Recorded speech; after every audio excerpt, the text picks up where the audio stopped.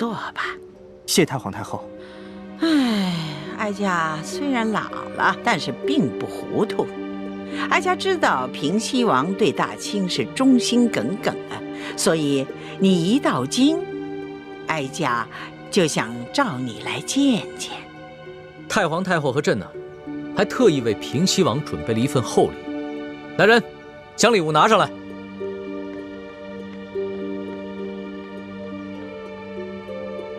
罗父，二公子，你们二位可以先将礼物打开看看。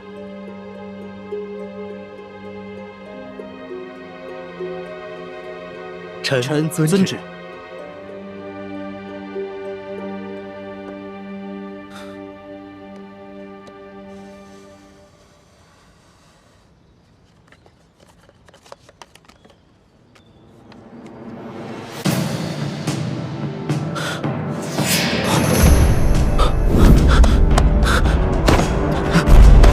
太皇太后和皇上明鉴，这些奏折都是对微臣父王的构陷。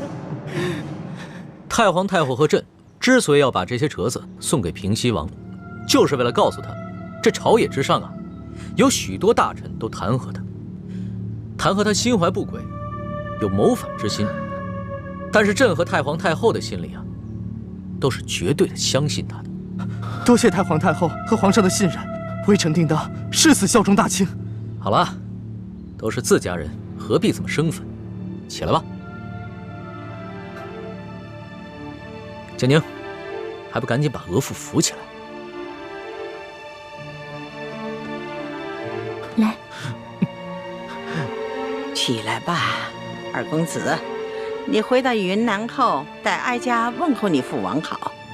另外，哀家给你母亲侧王妃准备了一点心意，顺便带回去。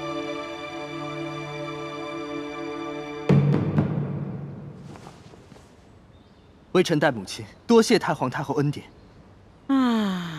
额驸、二公子，你们兄弟难得一见，大可不必在哀家这里立规矩了，还是到额驸府去续续亲吧。啊，建宁，你留下来陪哀家说说话。微臣告退。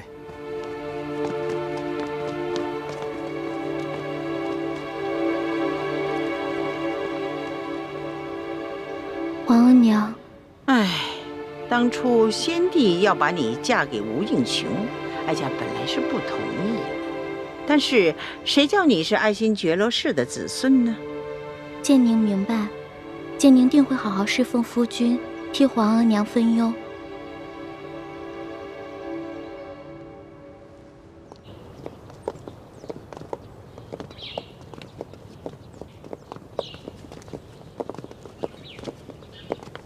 怎么了？是不是脚上又犯了，开始疼了？没有。那你怎么突然之间心事重重？心里想什么呢？我是刚才见了建宁公主，她本来是长公主，何等尊贵啊！可是，在13岁的时候，不得已嫁给了吴应熊。你看，她在太皇太后面前都变得小心翼翼、谨言慎行的，可见这些年来，她一定过得很辛苦、很煎熬。这有什么？身为皇家子弟，又有哪个人过得不辛苦呢？你想想朕，也是13虚岁就已经大婚了，这些年在宫里，哪一天不是谨言慎行的？直到遇见了你，朕的日子才变得有趣了一些。龙小弟，其实我有点害怕。害怕？怕什么？太皇太后，我看他老人家对你挺好的呀，知道你爱吃点心，还赏了你一盒桂花糕呢。太皇太后跟你不也重重赏了吴家二公子？但是，原来你说的是这个呀。这个吴三桂啊，是朝廷的心腹大患，朕和太皇太后也是逼不得已的。你又不牵扯政事，也不必别人家头疼，你就跟着犯晕呢。龙小弟，我有一种感觉，平时没人的时候，你在我面前就是我的龙小弟。我觉得我离你特别近，我们很亲近，但是一旦有别人在，你就是皇上。那个时候我就会觉得我们两个之间的距离其实好远好远的。其实你说的这种感受，朕明白，但是朕没有办法。身为皇帝，就是不能和任何人太亲近，不能让别人把自己看得太清楚，否则的话，只会被臣子拿捏得死死的。你已经是这个世上离朕最近，把朕看得最清楚的人。那会不会有一天，太皇太后或者是你，因为这个砍了我的脑袋呢？你这个小脑瓜子，天天想什么呢？老咒自己被砍头。放心吧，朕是和你拜过把子的，说好了要同甘共苦，生死与共的。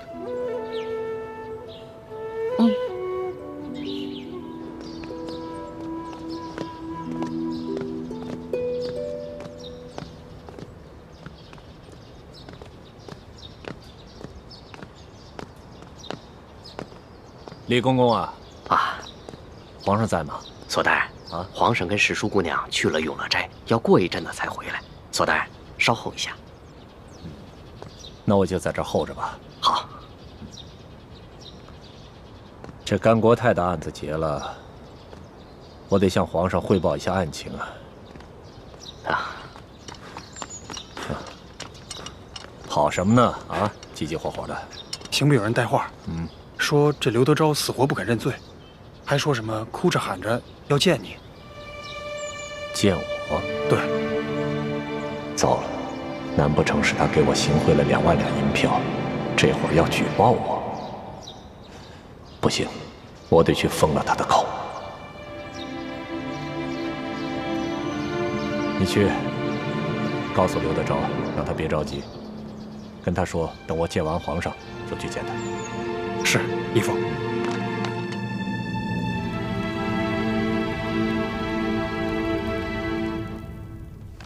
刘德昭，快起来！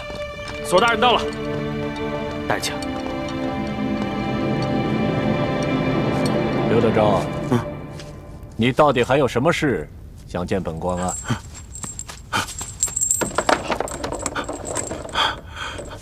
索大人，罪囚有要事相禀报。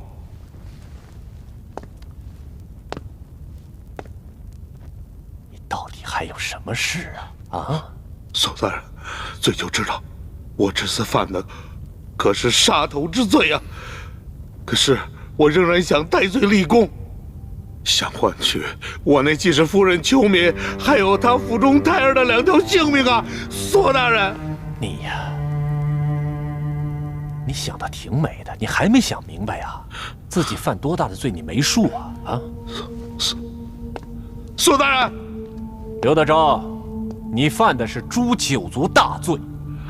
现在新上任的山西巡抚已经将你的继室裘敏，还有他的弟弟裘贵一干人等全部捉拿了，不日就会押解进京，跟你一起当街问斩。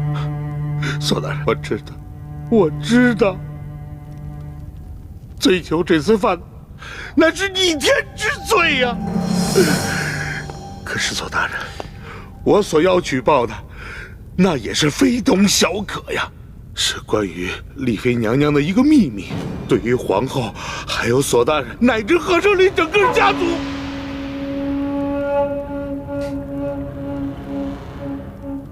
你们都先出去，我要和他聊聊。这。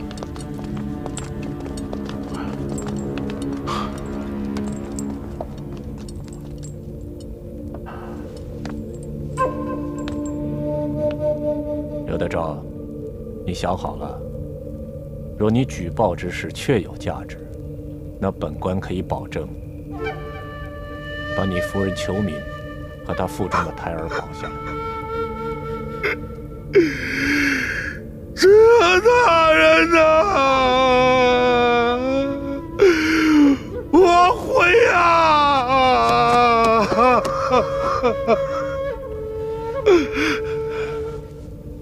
说来我听听，什么重要的事？索大人，我所要说的事儿，干系到皇家的体面，我想越少人知道越好吧。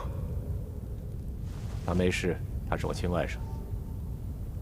索大人，罪囚说，我听说这书剑之女舒婉心回宫之后，用了没多久，就被皇上封为了丽妃，是吧？是啊，而且现在后宫十分得宠。可说的呢。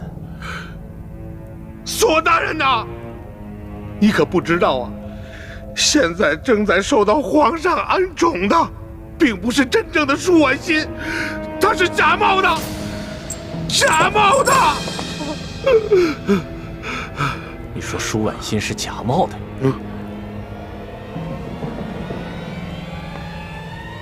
这个丽妃娘娘是个假丽妃。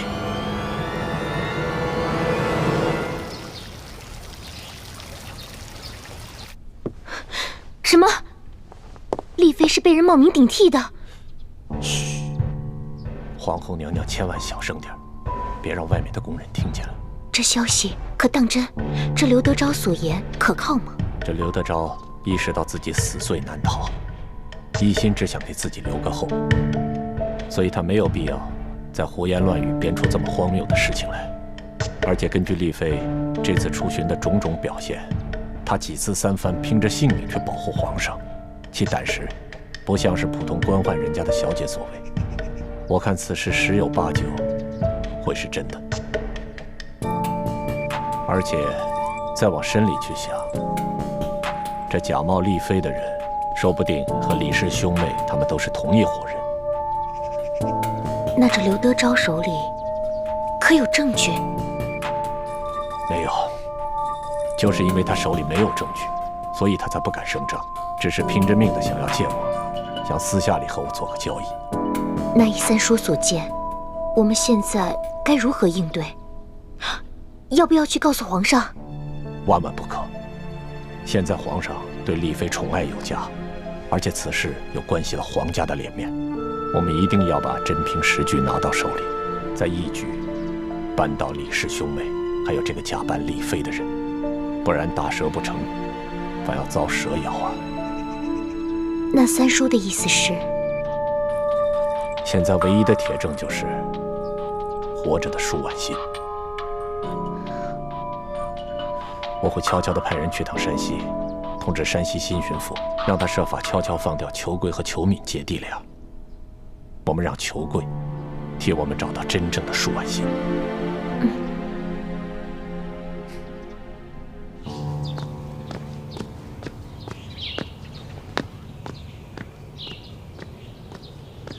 老三，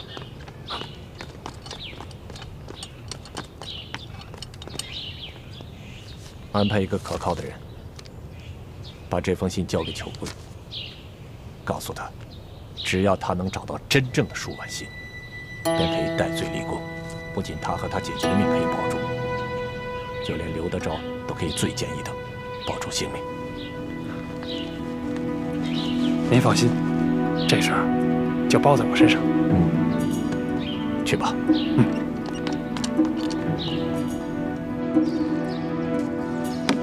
拿去抹药吧。这，李太医，李公公，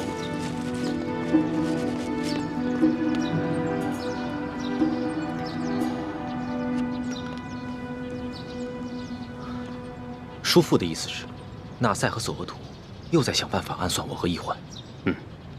索额图昨天在御书房门前候着，准备向皇上汇报顺天府尹甘国泰一案。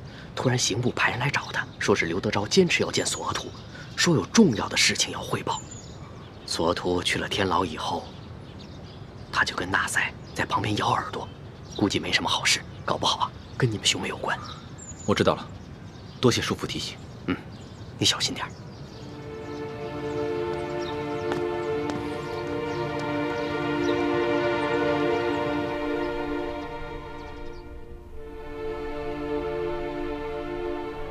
大师兄，我怀疑刘德昭他把我假冒舒婉心之事通给索额图了。索额图早就怀疑我跟易欢另有图谋，如今他肯定怀疑我们三个是一伙的。他眼下不动声色，只是因为除了刘德昭所言，他别无证据。可此事事关皇室颜面，他一定会派纳赛去追寻舒婉欣的下落。如果真让他找到舒婉欣，那我们就麻烦了。你放心吧，我已经派人去给孟祥和送去了消息，让他和舒婉欣一定要小心隐藏行踪。有劳李太医。丽妃娘娘客气了。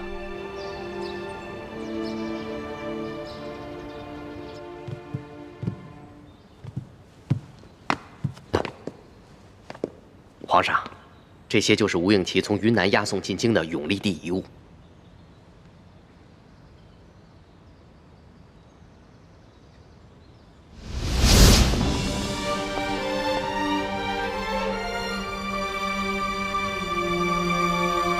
台上跪着的那个男人，还有他旁边跪着的那个女人，你好好的看看他们，记住他们的样子，永远不要忘记。他们是谁啊？我为什么要记住他们的样子，永远的不忘？先别问为什么，听义父说，好好看看他们，这是你第一次看见他们，也是最后一次看见他们。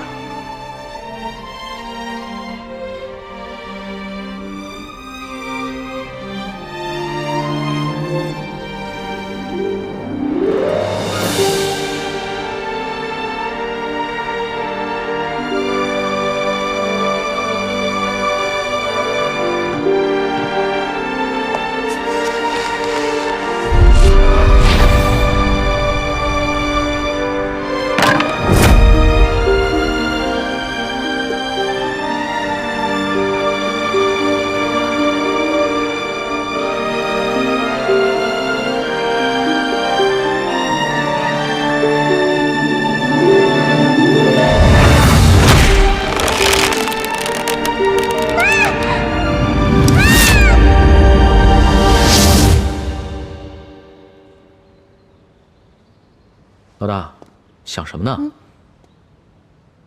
没有，我只是在想，永历作为前明最后一个皇帝，日子一定不好过。他在被平西王绞杀之时，又作何感想呢？还能作何感想？这亡国之君呢，不如丧家之犬。朕看了这些遗物，也很受震动。所以，朕一定要励精图治，造福百姓，绝不重蹈前明的覆辙。龙小弟，我相信你，你一定能做好的。不过，吴三桂他派人夺走了金钥匙，肯定没安好心，你自己得注意点了。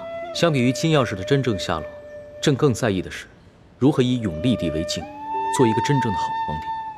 再说了，就算这金钥匙在吴三桂手上，朕也不惧，因为铜匣子在朕的手里，所以他就算凑齐了3把金钥匙，也是没用的。龙小弟，你还不知道你手里的铜匣子其实是假的，也不知道吴三桂抢回去的金钥匙也是假的。真的钥匙已经落在朱哥哥手里了，否则你恐怕会寝食难安的。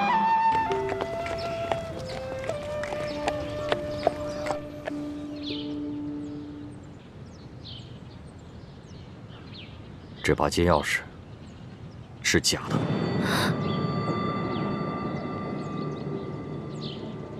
假的？不会吧，大师傅，你再认真看看。我是不会看错的。千影，你上当了。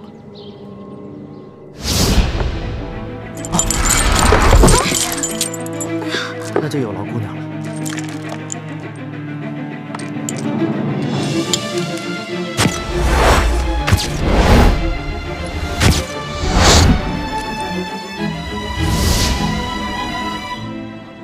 师姐，你会不会被吴应奇那小子给骗了？不可能，吴应奇不知道金钥匙的秘密，他也不知道我接近他是为了金钥匙，所以他不可能放着一把假钥匙等着我去调包啊！你怎么能如此确定呢？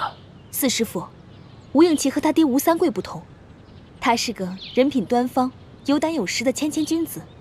人品端方、有胆有识，还谦谦君子。千影，你对吴三桂的儿子评价挺高的。我说的都是实话。三师傅，其实樊师姐也没说错。这个吴应奇确实是温文尔雅、多才多艺，而且他一路上特别体恤下人，履行善事，而且面对强敌的时候也没有表现出什么懦弱畏惧。其实，说真的，如果他不是吴三桂的儿子，弟子我也是真想和他结交的。哼，有其父必有其子。吴三桂这种大汉奸，怎么可能教得出这么好的儿子？倩影啊，画虎画皮难画骨，知人知面不知心。你爹说的对，你千万不要被吴应奇那个小子的外表给骗了。爹，在你眼里，女儿就是如此糊涂无用之人吗？你根本就没见过吴应奇。我和叶师弟已经跟他相处整整3个月了，如果换作是易欢的话，你也会这么不相信他的判断吗？倩影，你爹不是这个意思，他只是想提醒你。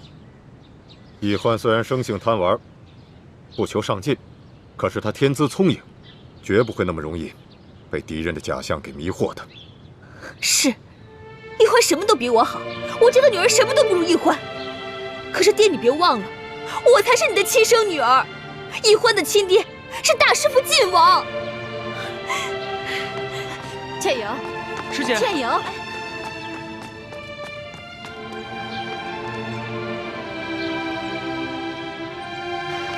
这孩子，你以后跟女儿说话就不能温和一点吗？难怪女儿怪你偏心。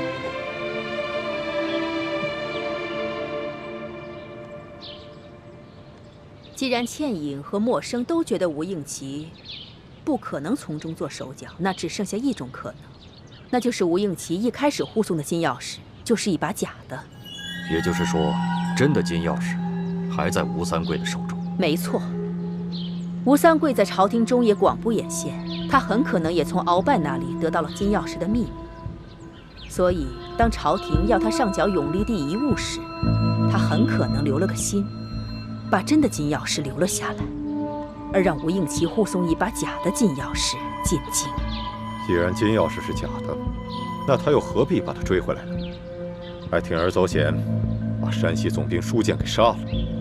也许他是怕清廷知道金钥匙被调了包，康熙会追问他的欺君之罪，所以他派杀手假扮盗贼，盗走了那把假的金钥匙。舒建命大，虽然受了重伤，但他没有当场毙命，所以他又派石青红去杀人灭口。但他万没有想到，山西巡抚刘德昭也想杀舒建灭口，还派出了义成。义成撞破了石青红要杀舒建的真相，反而让康熙知道了劫杀舒建的是他吴三桂。四师傅、五师傅说的都很有道理。康熙表面上维护吴三桂，其实心里对他很是猜疑。我觉得这倒是我们的一个绝佳的好机会。太子，如今你跟奕欢还有倾城已经完全取得了康熙的信任，你们接下来的任务就是继续潜伏在紫禁城中，查出鳌拜安插在我们明珠谷的内奸，找到真正的铜匣。好，铜匣是在宫里找到的，也是在宫里被调包的，我们只能继续留在宫里。义父，我会尽最大的努力找出真的铜匣，查出内奸。默生，吴应奇不是邀请你跟倩影一起去云南吗？真的金钥匙一定还在吴三桂的手中，你就顺势答应他，跟他一块儿去云南。大师傅，你能不能换个人去啊？为什么要换人呢？你跟倩影搭档的不是很好吗？如果现在突然换人的话，难免吴应奇会起疑心的。这个，弟子上次练功的时候不小心走火入魔受了伤，我想在京城多待几日，等养好了伤再去执行任务。走火入魔？来。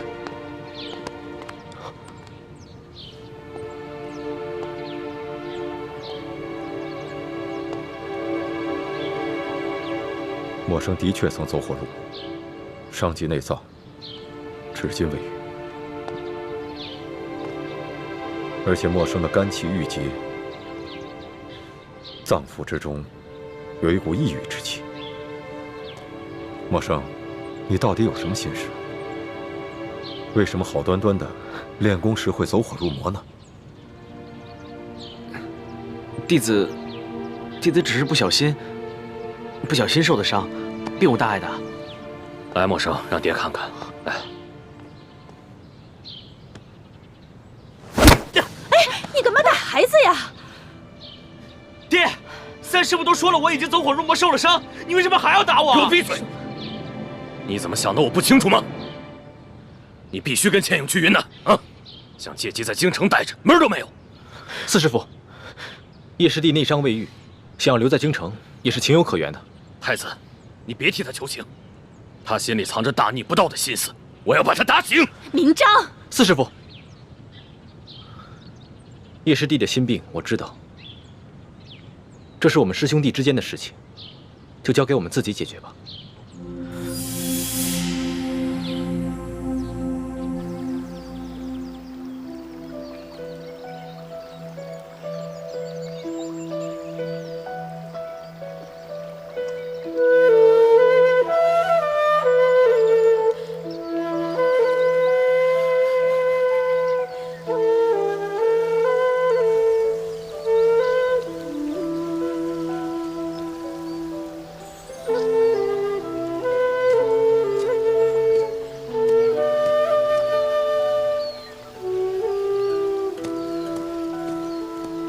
倩影，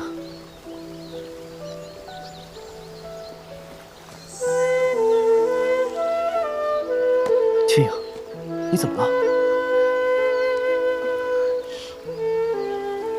没什么，只是沙子迷了眼睛。这湖边哪来的沙子呀？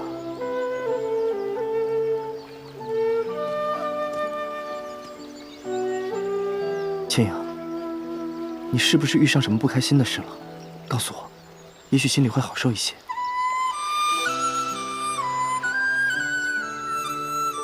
真的没有。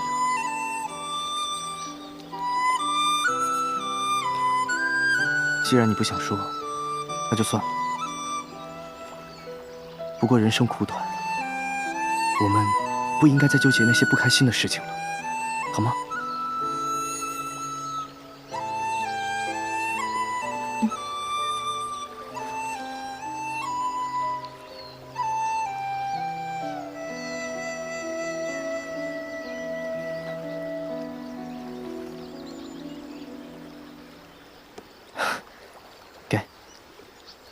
这是什么？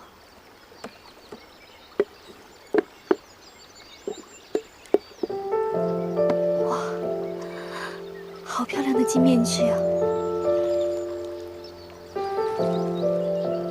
不过，这实在是太贵重了，倩影不敢收。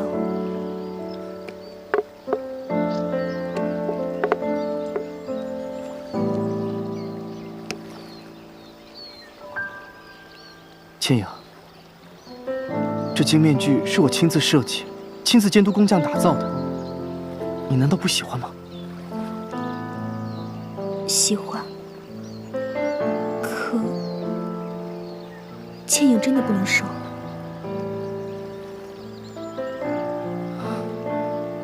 倩影，这是我第一次送你孩子东西，难道直到现在？你还不明白我的心意吗？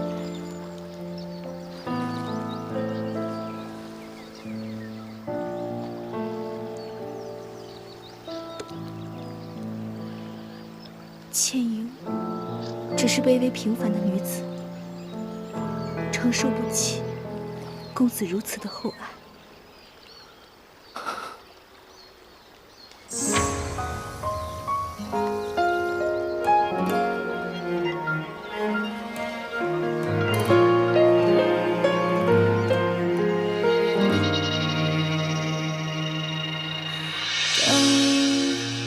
何时天会晴？雨后的世界。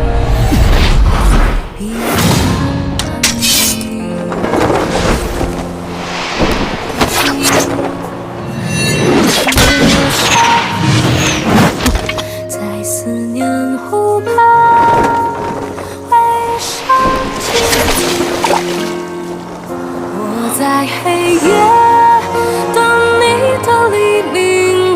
这里，你在哪里？思念无来及，今夕何夕？这金面具，我为你一人打造。你若不收它，它还有何意义？这么美的金面具，丢了实在是可惜。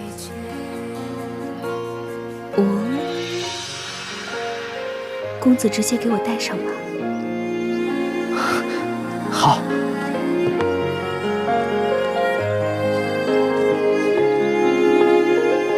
情缠一波，曾经拨弄我的心，久久不能平静。梦何时才会清醒？醒来之后，只想看你的眼睛。我在黑夜等你的黎明，我在这里，你在哪里？思念无来及，今夕何夕？许过的愿还留在天边，心里的白发又平添。过一天一年，何时再见？过一天一年，何时再见？叶师弟，来。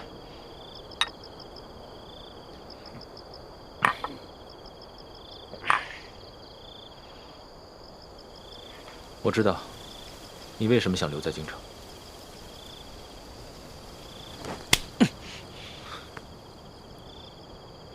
对不起啊，大师兄，我控制不了我自己。我和易欢从小就定了亲，我又是大明的太子，朱明联盟的核心，于公于私，你都没办法跟我抢易欢。所以，你只能把你对他的感情埋在心里，以致一语成疾。大师兄，你放心，这只是我的一个心病。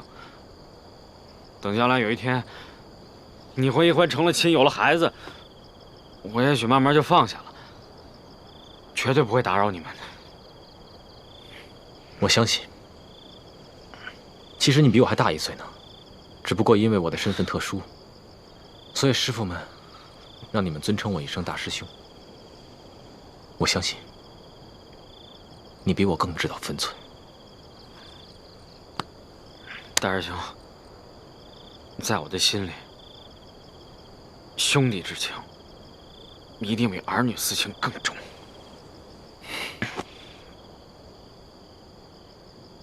但有一件事憋在我心里很久很久了，我不知道该不该跟你说。既然是兄弟，就应该无话不谈。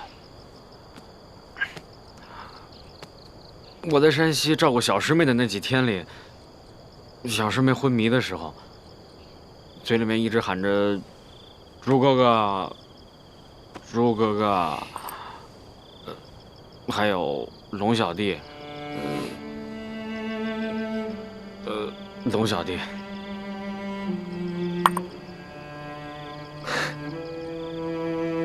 他自然是挂念我的。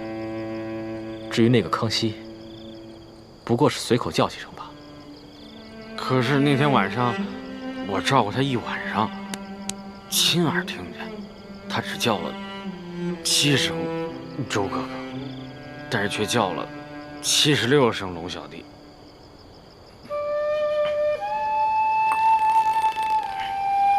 大师兄，你要是继续把易欢留在康熙身边，那他的心早晚有一天可就不是你的了。你还是赶紧把他撤回来。我撤不了，铜匣还没有找到，鳌拜埋伏在明珠谷的内奸，也没有查出来。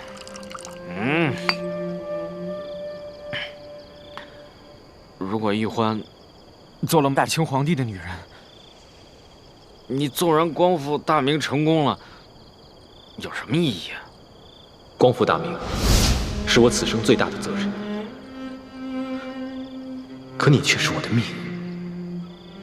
如果没有了你，那我做什么都没有意义了。我要是你，我才不要这万里江山呢！我就想牵着小师妹的手，找一个像明珠谷一样的世外桃源。我天天变着法子的想怎么给她做好吃的，生一堆孩子，逍遥快活，一生岂不美满？叶师弟，我如果是你，我也宁愿不要江山要美人。但是，我姓朱，是大明最后一个太子，我不可以。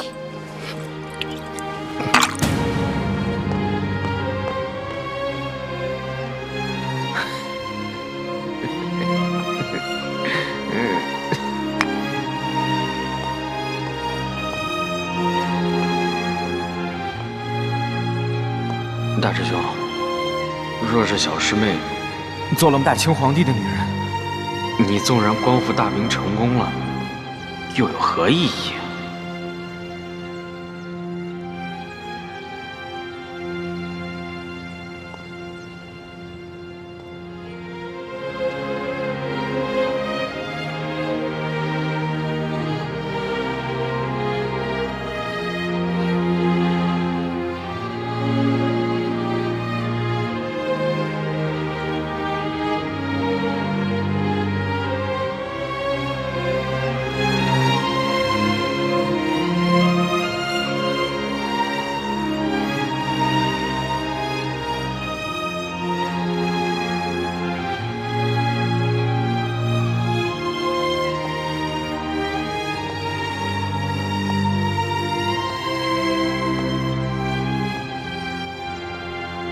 你们都退下吧。是。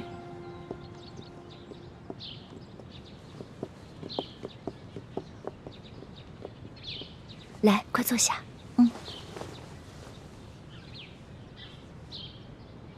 小师妹，你有没有去看大师兄啊？他人都瘦了，还变得沉默了。呀，最近他一直在忙着跟索额图查那些贪官污吏，我都好多天没见到他了。他不来见你，你就不去见见他呀？我倒是最近在夜里悄悄地见了他，他人瘦了，都忧郁了。是吗？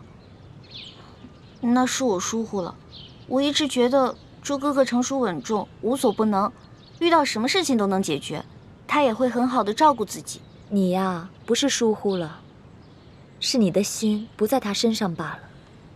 现在你的心思都在你的龙小弟身上，忘了你的朱哥哥了吧？没有，学姐姐，我心里是有朱哥哥的。我知道你心里有朱哥哥，只是朱哥哥和龙小弟的位子不一样，对不对？虽然你不敢承认，也不敢说出口，但是你的心思啊，我最了解。虽然你从小和大师兄定了亲，可在你的心里一直把他当成哥哥看待，没有男女之情。我说的对吗？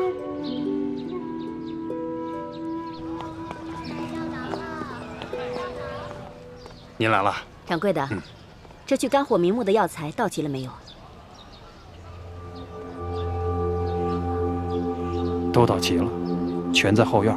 要不您自己去看看？好嘞，请。学姐姐，其实我之前一直不明白我对朱哥哥到底是什么感情，我是最近才想清楚的。学姐姐，你是怎么知道的？因为爱一个人，就一定会想要独占他，而你从小就知道我很喜欢大师兄，可你从来不吃醋，还没心没肺的跟我做姐妹，所以我就知道你对大师兄的感情和我对大师兄的感情是完全不一样的。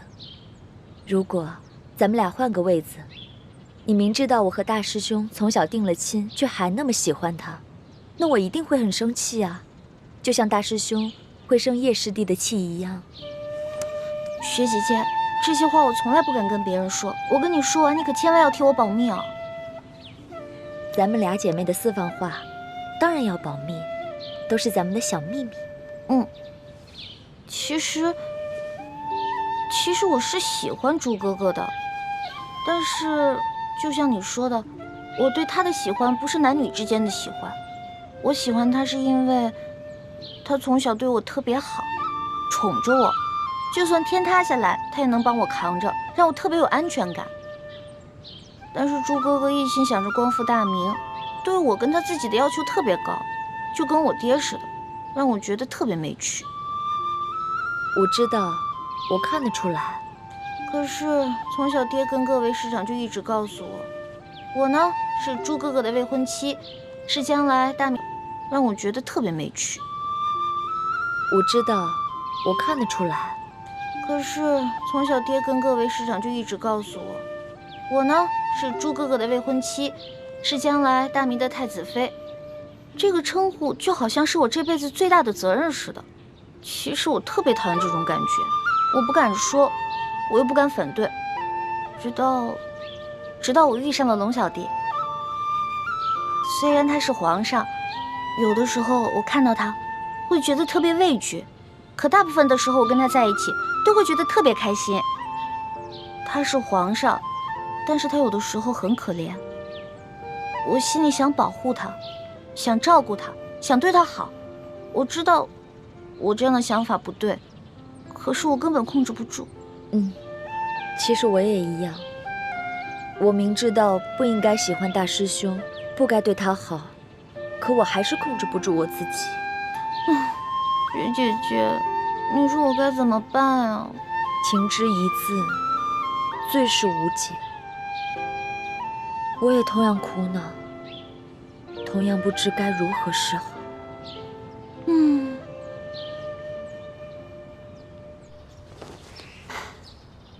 我刚刚收到牛角寨的飞鸽传书，上面说，刘德昭的继室夫人裘敏以及裘敏的弟弟裘贵，不知怎么的就从牢房里面逃出来，而且裘贵取出了暗藏的金银财宝，画了孟祥和和舒婉心的画像，在江湖上放话，谁要是找出这二人，就重金酬谢。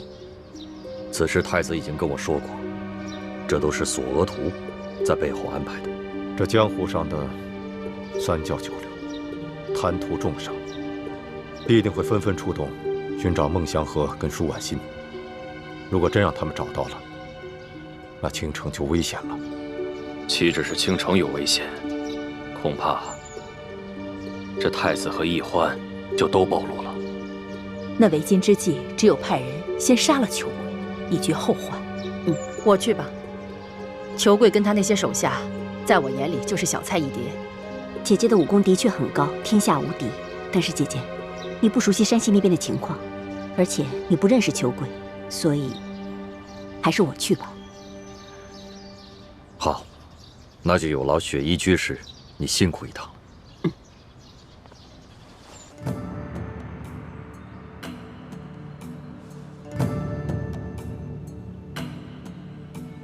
现在已经查实，有259名官员打着抓捕乱党的旗号，贪赃枉法、草菅人命，冒领所谓的功劳，然后骗取朝廷的封赏。这么严重？何止严重，简直骇人听闻。就拿左翼前锋营统领隆德多来说吧，2年前，他还是小小的伪属前锋营侍卫，从五品，正是靠着一连串这样所谓的军功连升5级，摇身一变，变成了现在的正2品5职京官。隆德多朕是知道的，半年前，他捣毁了在京城反清联盟的5个据点，抓捕了50多名逆匪，朕还亲自赏了他1件黄马褂。可皇上有所不知，这50多名逆匪，有近一半是被冤杀的。你说什么？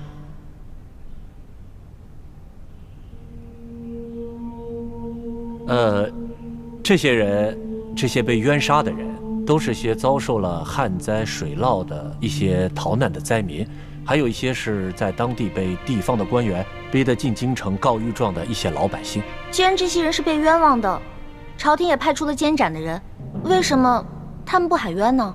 隆德多为了坐实所谓的军功，在这些死囚上刑场前，都给他们灌下了哑药，让他们有冤难诉。真该死！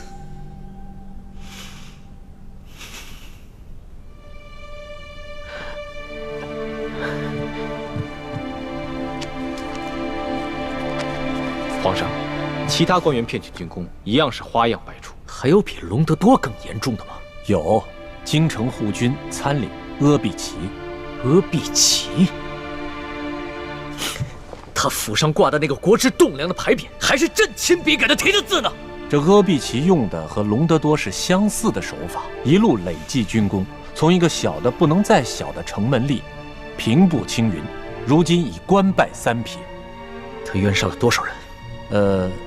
奴才查实的，这阿必齐杀的300多人当中，只有100多人是有过大逆不道罪行的，其他的都是冤杀的。更好笑的是，同样一个人名，却反复被杀了5次，身份一会儿是老妇人，一会儿是垂髫小儿，一会儿是中年男子。怪不得呢，怪不得我一个弱女子都被他们当成乱党逆匪给抓起来了。他们一定听我的口音是外地人，又无亲无故的，所以想拿我的人头去充数。索土，奴才在。把这些查实罪名的官员全部给朕抓起来，送到刑部审理。这。皇上圣明。圣明？你是在嘲讽朕吗？有哪个圣明的君王身边有这么多的贪官酷吏？哪有啊？你刚亲政不久，之前那些烂摊子都是鳌拜弄的，跟你没关系。身为天子，岂可诿过于臣子？看来朕必须尽快好好选一选能臣和贤臣，整顿一下朝廷的吏治。罗小姐，我相信你一定可以的。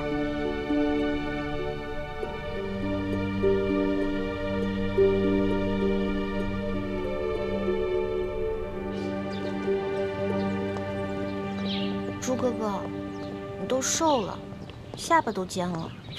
你呀，总算知道关心我了。其实是雪姐姐先发现的。朱哥哥，我总是习惯了你对我的呵护，却很少主动关心你。小丫头，干嘛跟我说这些？我知道你现在心里一定很难受。其实我也不好受，可是我也不知道为什么，我也不知道自己该怎么办才好。欢梅，你别说了，我明白你的心，我不怨你，我只恨我自己无能。朱哥哥，你千万别这样说，你越这样说，我心里越内疚。欢梅，我们从小青梅竹马一起长大，我们对彼此都太熟悉了，这对于我们的感情来说，既是好事，也是坏事。而康熙对你来说，就是一个琢磨不定的诱惑，所以你对他充满了幻想。欢梅，要不要跟我打个赌？什么赌？赌康熙能不能说到做到？我赌他不能。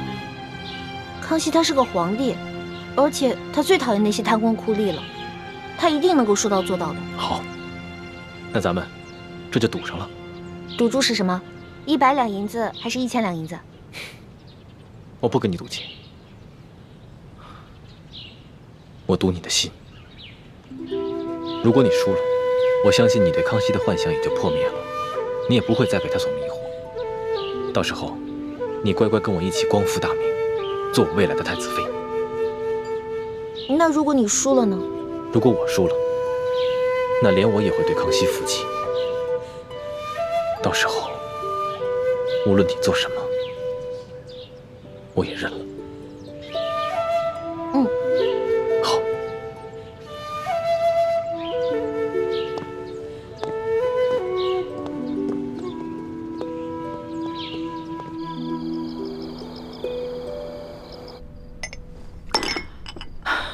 你说什么？皇上，大刀阔斧的整顿吏治，已将隆德多、阿必齐等259名大小官员全部入狱问罪。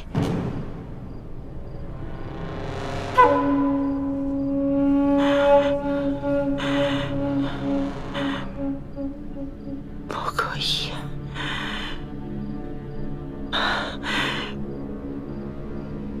不可以，万万不可以！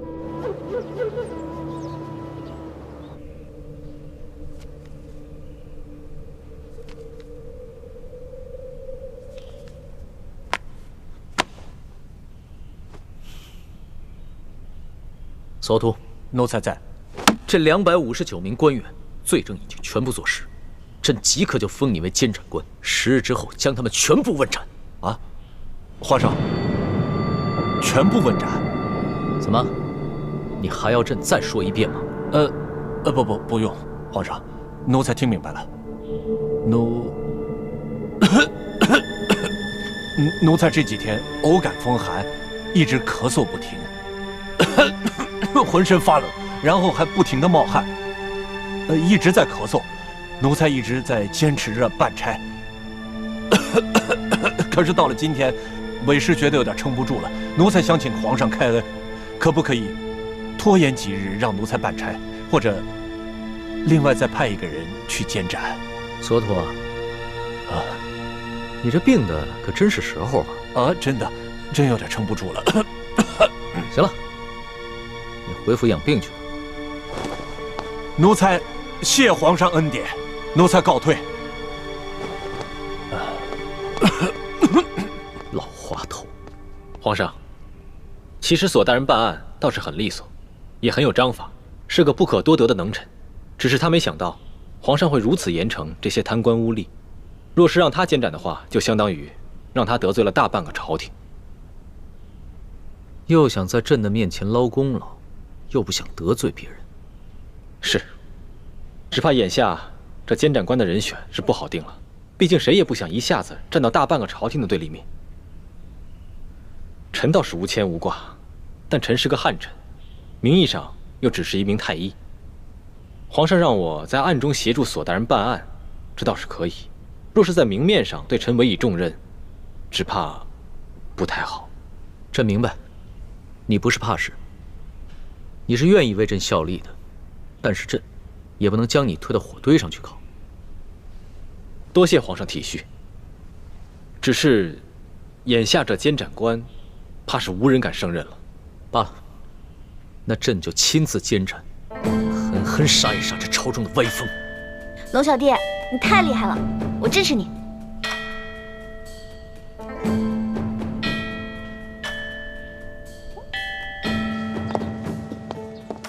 哼，朱哥哥，怎么样？我都说了吧，康熙是个好皇帝，是个励精图治的好皇帝。现在就下结论，未免太早了吧？如果康熙真的有魄力，把这259个贪官酷吏的头都给砍了，那我就认输。好啊，那就再等10日看看。好。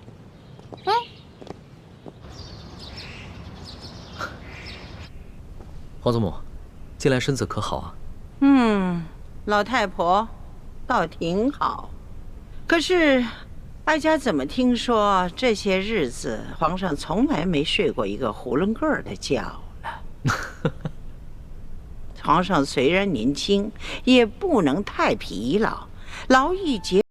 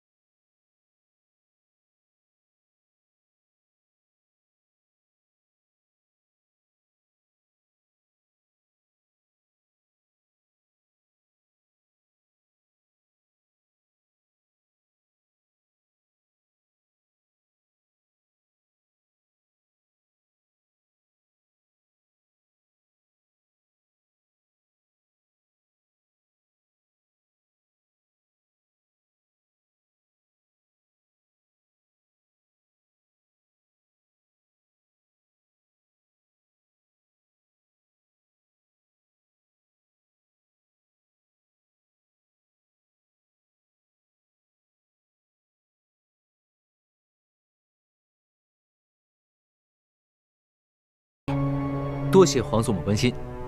再尝尝这个。啊。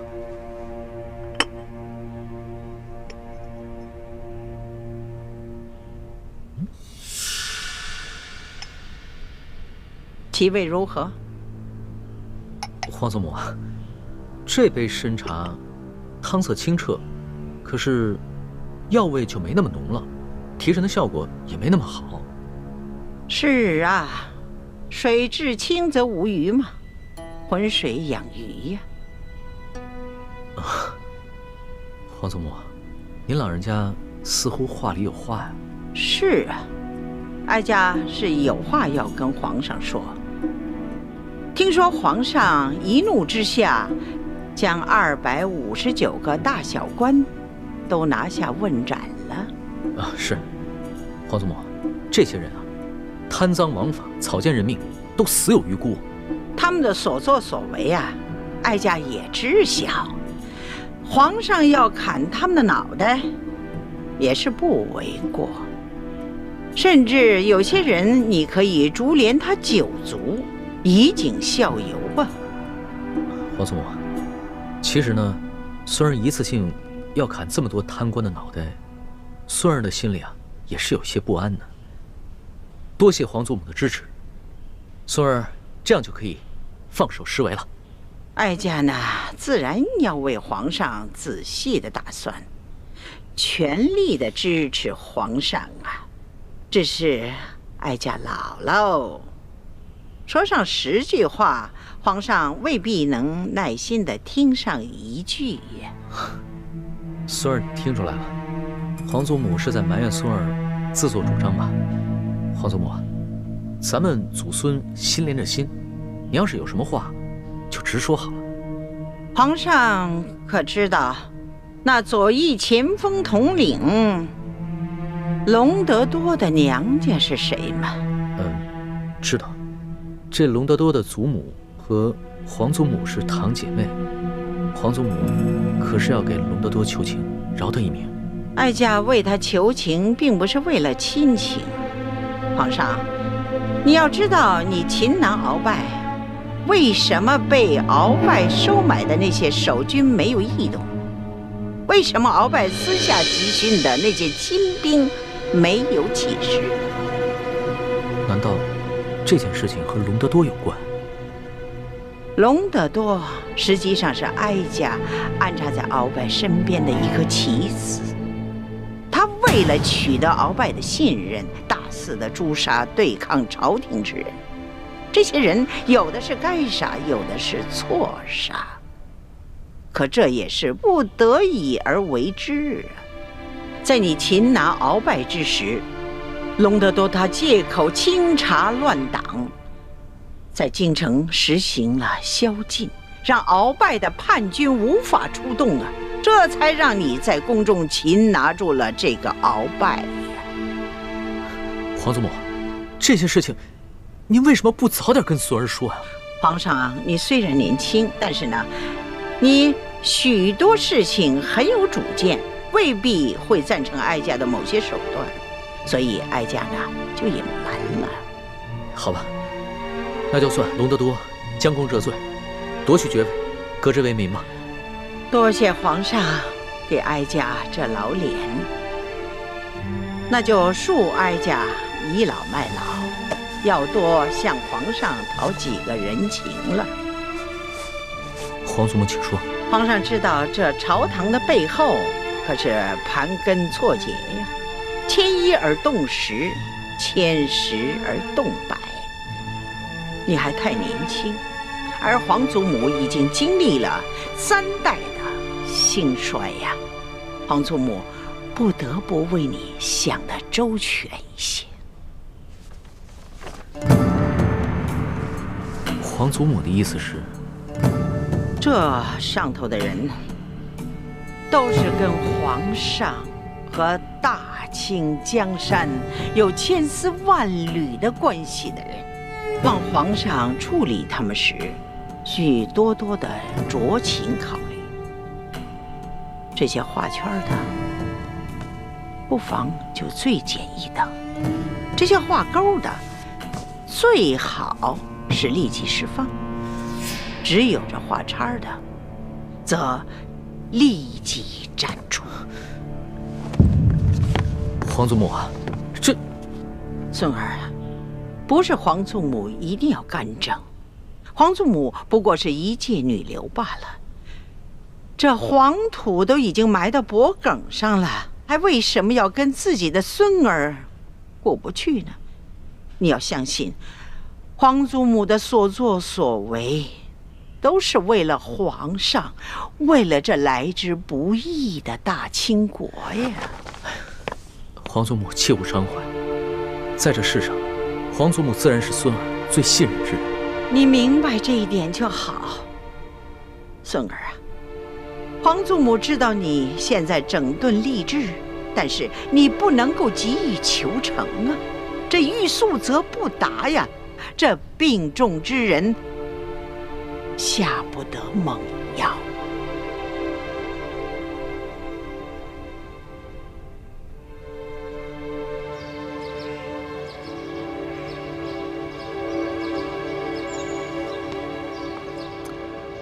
朱哥哥，咱们等了好几天了，也没见那个内监露面。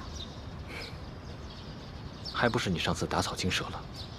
你呀，总是不听我话。我们先回宫吧，估计不会来了。哎，我还不想回宫呢。那你想去哪儿？我想吃串冰糖葫芦。你呀，就是一只馋猫。走吧。